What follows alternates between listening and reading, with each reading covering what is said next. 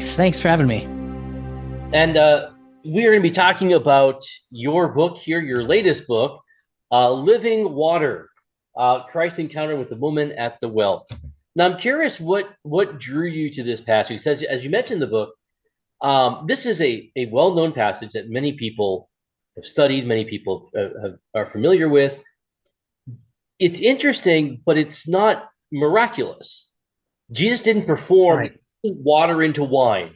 This isn't walking on water. This isn't anything really spectacular in the supernatural sense, but it certainly draws in quite a few people. So, what led you to write on this passage? Well, to your point, before that, I will say I think that is part of what draws so many people to that passage is the fact that there isn't anything. Well, there is Jesus knowing the woman's history. There is that, but other than that, there's nothing really earth-shattering, miraculous. And I think just the humanity of it all, and just the baseness, I guess the word is, of it all, is what draws a lot of people to it. The reason I wanted to write about it, well, I have a dear friend, Dr. Ron Gatlin. In fact, he's the person the book's dedicated to. Um, he teaches a college class at a tabernacle in Greenville. And he had me substitute one day, and the lesson he wanted me to do was on Jesus and the woman at the well. And as I was preparing for it, I realized, man, this story is just there's so much to it. Mm. And yeah, base reading of it, you certainly get the sweetness and the love of Christ in it. But you dig a little bit deeper and a little bit deeper and deeper, and just like with any passage of scripture, you just find out how incredible it is. My favorite chapters that I wrote was on the history of Mount Gerizim, Right. and the temple, and just that's kind of what drew me to it. I started studying it more, and I just fell in love with the passage more and more as I did. Yeah, it's really interesting because it's a short book and it's intended to be short.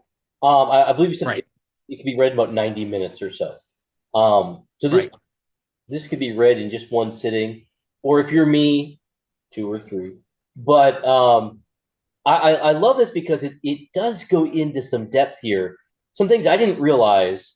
So you have this woman Jesus is talking with, and they kind of get into a theological argument that you're Right, quick to just jump over. But then you realize, right. okay, there's this debate between the Samaritans and the Jews over where to worship, but I don't think I've ever really heard anyone actually explain that because it's nowhere in the New Testament. Uh, Right. this debate. So yeah, give us a little bit of that. Well, yeah, and this was just when you start piecing together scripture to scripture, it's just it's funny how it all goes together, right? Right. It's almost as if God wrote it. Um, but yeah, you go all the way back to the books of Ezra and Nehemiah, and Zerubbabel, he wanted to rebuild the temple. That was why he was there. In fact, I feel like Zerubbabel should have had a name in one of those two books, but that's neither here nor there. Zerubbabel had a really big part in rebuilding the temple, and they got to work, and this group called the Samaritans, they came along and they asked, "Hey, we're the same as you. We're brothers," even though they were kind of not. They were Maybe half. uh yeah, halfway brothers, if you will, because they had intermarried with Gentiles. So they said, "We're your brothers. We worship the same God. Can we help you rebuild this temple?" And Zerubbabel very wisely said no. And it doesn't say in the passage why he said no. But it was a very wise decision to make, mainly because one, the Samaritans, they claimed to worship the same God, but they were worshiping graven images as the one true God. So they claim to worship Jehovah, but they worship Jehovah in the form of a I don't know if it was golden calf or it was a something, right? And that's still wrong. Thou shalt have no graven images, is what God says. So if Zerubbabel had have let them join in the rebuilding of the temple, well, then you're allowing for a whole group of people who worship differently to come on in. It would have really muddied up the waters. But this is where that rift between the Jews and the Samaritans begins. And Yeah. that's why in the New Testament, the Samaritans are seen as these boogeymen, right? I mean, every time you want to mention someone bad, you talk about a Samaritan. And it all goes back to there. They started worshiping on Mount Gerizim, and the Jews continued to worship in the temple. Yeah, and that's it really gives a needed perspective on this passage because you almost Right. get the idea that Jews are just a bunch of racists who they just don't like the Samaritans for whatever reason. And Sure. this gives a little bit more light on that, and so there's a reason why these Jews didn't go through Samaria, though Hmm. Jesus said, "No, I'm going through. I need to go through here." And it gives us really just a greater idea of just what's going on and the fact that Jesus is witnessing to this woman um, who is not just despised by Jews, despised by her own people, even. But this is a woman who would have some serious disagreements theologically with this Messiah. And so Right. I like the perspective you take on even just learning how to witness properly, how Jesus interacted with this woman. First off, I can't believe I'm going to say this, but you have a whole chapter dedicated to this. But you know, when you're witnessing to people, you should probably be nice. Um, but you and I both Really? know that doesn't always happen. Right. Right. Well, when I was I don't know if I put this in the book or not. I may not have, but when I was a teenager, I was going door to door soul winning with a partner. And the guy he said to the person at the door, he said, "If I were to pull out a gun and shoot you today, Yeah, would you go to heaven?" Um, Needless to say, that guy did not accept Christ right. at his door. But yeah, that's remarkable. Right. And we can, I'm sure we both can sit down and share lots more stories about that, whether it's Mhm. the street preacher or whether it's the in your face person. Here, Jesus is talking to somebody, but he's gentle. But at the same Mhm. time, he's truthful. So he doesn't compromise truth in his attempt to relate to this person, to be nice to this person. He still calls out her sin. So what kind of part does Right. that should that play in our evangelism? Oh, uh, all of it. Yeah, The entire part, Christ commands us, well, the epistles command us to speak the truth in love. I'll share an example. Um, I can think of plenty of examples as a pastor where you could err one way or another. yeah, You can err toward loving people and just making people feel good, and that's what a lot of churches and pastors do today. But on the other hand, you can err toward just bashing people over the head with their sins and essentially hating people for their sin. There's a person who read this book and they were just so drawn by the person of Christ.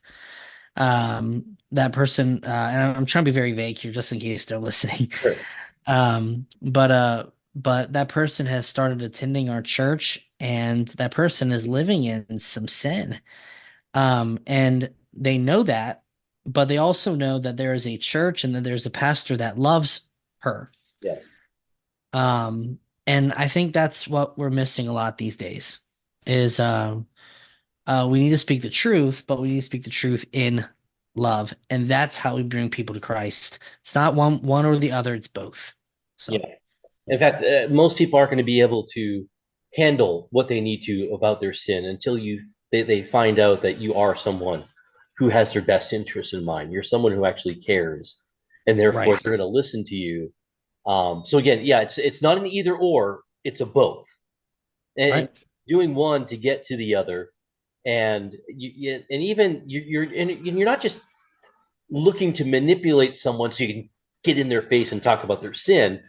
But even talking about their sin is for the ultimate purpose of bringing them to see, embrace, and be amazed by the love, grace, and forgiveness of God. And that's the ultimate thing. We're not just looking to get people to, aha, see, I got you. Therefore, I'm better than you. Right. Right. Something I've said when it comes to biblical confrontation is if you want to confront somebody with their sin and deep down inside your motive is you want to feel some sort of spiritual superiority or you want to put that person down, uh, it would just be best to not do it at all. Mm, Um, the heart has to be a heart of love, wanting to see that person draw closer to God. And if there's any malice in your heart, well, it's better to just shut up. yeah. And the other thing you mentioned in your book that we're kind of in the same area of, leave the arguing behind. Right. And I need to hear that because I'm that I love to argue, and I tend sometime to approach conversations like a prosecutor approaching a case. I'm going to take you step by step, and I'm going to show you where you're wrong, and I'm going to aha. And by the time I'm done, the jury's going to all stand and applaud my rhetorical wit and logical conclusions, and you'll have to admit that you're wrong. But I mean, the damage that can be done with that is All incredible. right. I'm not furthering the kingdom. I'm damaging the work of Christ, and by not highlighting that, and it all becomes about me. Right. Right. And yep, then there you go. What should it all be about? Christ. Right. There was a debate, man, and I don't have all the because I'm just trying to pull it off the top of my head. I think it was a creation versus evolution debate. Not scopes, but it was another one of the more important ones. Sure. And the creationist, he got up there and just wiped the living daylights out of the evolutionist. But he did so in a ungraceful way, and most of the people walked out of that debate siding with the evolutionist, not because he had better points, but because, well, they kind of felt sorry for him. Right. You attract more flies with honey than vinegar. Yeah. So, And so I really think, and we got to wrap this up. So I'm running out of time here, but that's one of the things I really like about this book is that you highlight Christ, and I think you get a better appreciation for his love, for his gentleness, for his kindness, for um, his desire to see people come to him. And ultimately, I think you walk away from this book thinking, I need to be more like Jesus. And I don't right. know of a better recommendation for a book than that. Well, I appreciate that. That was that was the heart. That was the heart. I just want people to be more like him. All right. So where you can get the book, you can find it on Amazon. We'll have a link to it. Again, Living Water, Christ's Encounter with the Woman at the Well by Curtis King. And so, Curtis, thank you for joining us back on the podcast. I'd have you back if we come back, but I want to thank you for taking the time and being with us here in the final days. Well, thanks for having me. And I'm hoping that it's not quite the final days. But we'll see. We'll see. We'll see. I'm open to what the Lord has. But we're not done yet because we've still got a few more episodes to put out. And so, Kurt, I want you to know that you were so important. I wanted to make sure we didn't end this until we could talk about your book. And Well, I again, appreciate that. that's another recommendation for the book. So I want to thank everyone Okay. for tuning in. Again, look, you can still find all of the episodes at www.basicbiblepodcast.org. I'll keep those up for quite some time.